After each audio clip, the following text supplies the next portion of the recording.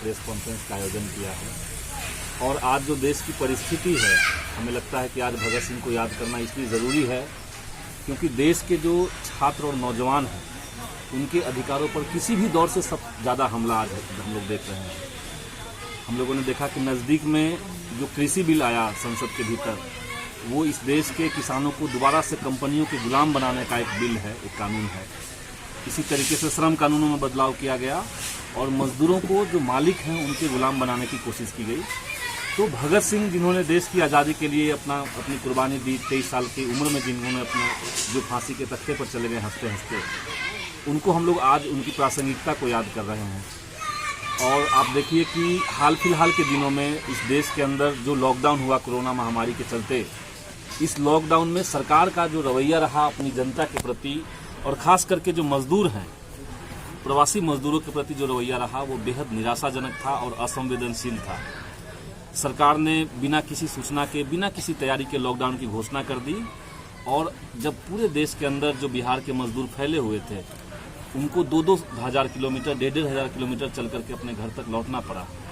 और सबसे अनफॉर्चुनेट बात ये हुई इसमें कि जिन मजदूरों की रास्ते में दुर्घटना में मौत हो गई, संसद के भीतर जब उनसे विपक्ष ने कहा कि सरकार को चाहिए कि ये जो मजदूर जिनकी दुर्घटना में मौत हुई उनके परिवार को मुआवजा दिया जाए, और इस पर भाजपा सरकार ने एकदम गैर जिम्मेदाराना तरीके से जवाब दिया कि किसी मुआवजे का कोई सवाल नहीं उठता है क्योंकि हमारे पास कोई आंकड़ा नहीं है। इसका सीधा मतलब है कि इस देश के अंदर कोई गरीब अगर मर रहा है तो सरकार आंकड़ा नहीं दे रही है और इस नाम पे बचना चाह रही है। जबकि हमने देखा कि सुशांत सिंह राजपूत की जो मौत हुई, जो उनकी आत्महत्या हुई, उसके बाद पूरे देश के अंदर, मीडिया के अंदर लगभग 3-4 महीने तक पूरी तरीके से उस घटना को छाए रखा गया, उसको बनाए रखा गया और उसकी आड़ में बाकी घटनाओं को दबा दिया गया। सुशांत सिंह राजपूत की जो मौत हुई है, निश्चित तौर से अगर उसमें कुछ कमी है, उसमें कुछ अगर किसी को शंका है तो उस पर जांच हो, लेकिन उसके बहाने से देश के बाकी जनता के सवालों को दरकिनार किया गया, ये चिंता की बात है। भगत सिंह को आज याद करते हुए हमें लगता है कि इस देश के अंदर शिक्षा और रोजगार जो 2 बुनियादी चीज़ें हैं, और हमने देखा कि मौजूदा जो सरकार है बिहार की, 15 साल से नीतीश कुमार बिहार में सरकार चला रहे हैं, और विकास का जो बात किया जा रहा है बिहार के भीतर, तो विकास की कोई भी बात हमें लगता है कि भगत सिंह को अगर समझें तो विकास की बात बगैर शिक्षा के, बगैर रोजगार के, बगैर जनता के सम्मानजनक जीने का अधिकार के ये संभव नहीं है। आज शिक्षा के अंदर क्या चल रहा है, जो सरकारी संस्थान थे, जो सरकारी स्कूल हैं, जो हाई स्कूल हैं, जो कॉलेज हैं, इनको सरकार ने विधिवत तरीके से पूरी योजना के साथ उनको कमजोर किया है, उनको खत्म करने की कोशिश की है। और देश का जो बहुसंख्यक आबादी, उन तमाम सेक्टर्स को मोदी की सरकार ने आज बेच दिया है।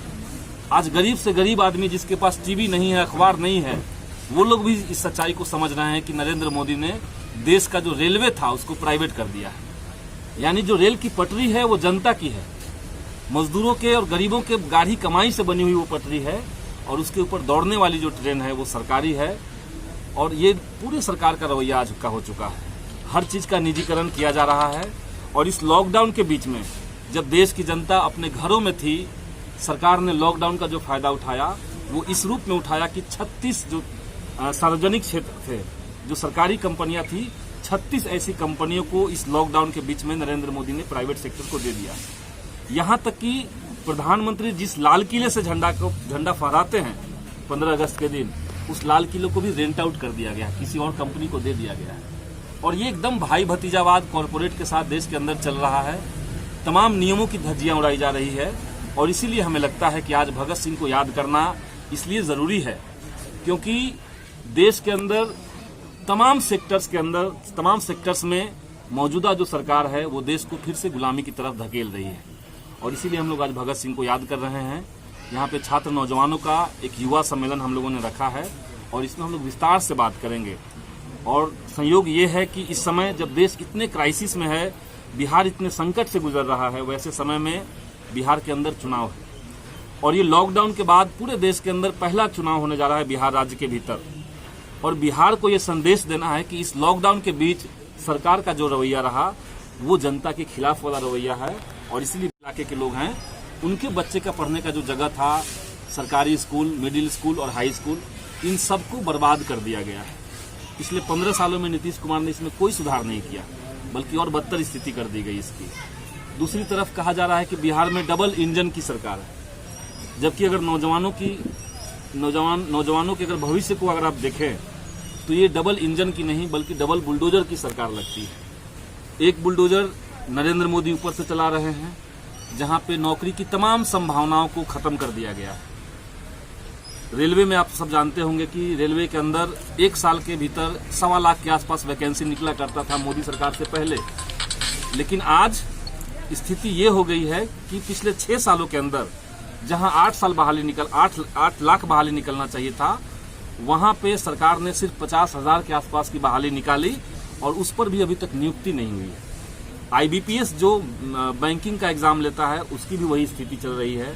SSC में हम लोगों ने देखा कि 2018 में इतनी बड़ी धांधली हुई, दिल्ली में 35 दिनों तक आंदोलन चला, उस आंदोलन में हम लोग थे, लेकिन उसके बाद भी कोई कार्रवाई सरकार की तरफ से नहीं हुआ और SSC की बहाली भी थी वो रुकी हुई है।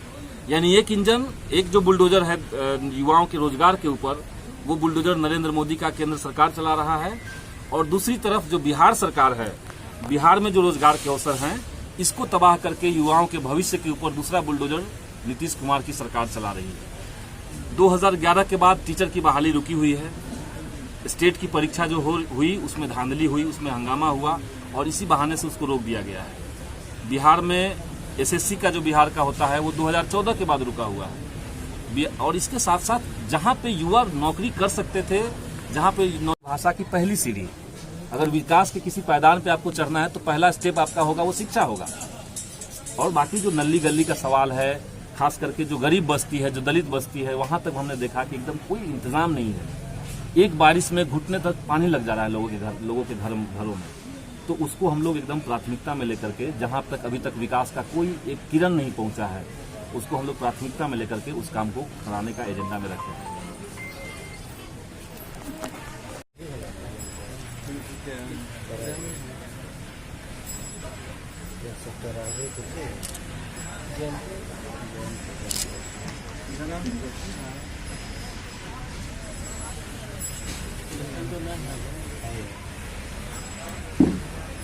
हम लोग को उखाड़ फेंकना है और इसी काम में हम लोग लगेंगे।